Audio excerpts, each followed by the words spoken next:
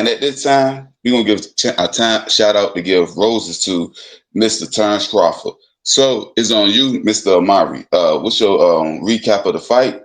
And also, how much longer do you think that Terence Crawford have? And where did Canelo mess up? Or did he mess up at all? Or he was just outmatched? It's on you, Mr. Amari. From what I seen in most of the fight, it looked virtually one-sided. I would say Terence Crawford came well more prepared than what everybody I would say leading into this fight expected. They expected this fight to be a back and forth between him and Canelo, but Terence Crawford came prepared, and it looked as if he was playing games with Canelo the entire time while delivering the beating that he was giving to him. But I'm gonna give this mainly over to Mr. KD since I know he does more with boxing.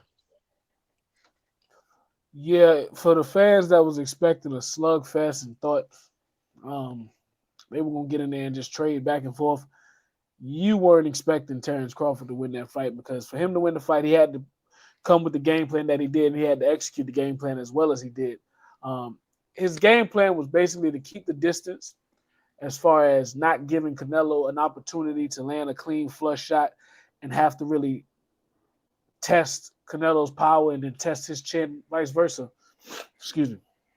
So the distance he kept throughout the fight was really an art, and that's what I kept paying attention to while we were watching the fight. Um, and it towards the end, you saw how it frustrated Canelo because he couldn't get to him. He couldn't get that shot that could have altered the fight, and it ended up frustrating him because he couldn't figure him out.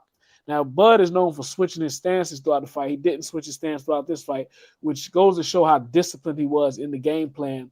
While he was able to get inside a few times to land a few combinations and touch Canelo up to put points on the scorecard, but as far as retaliation and counterpunching, it was open there for Crawford because Canelo had to reach so far to try to land.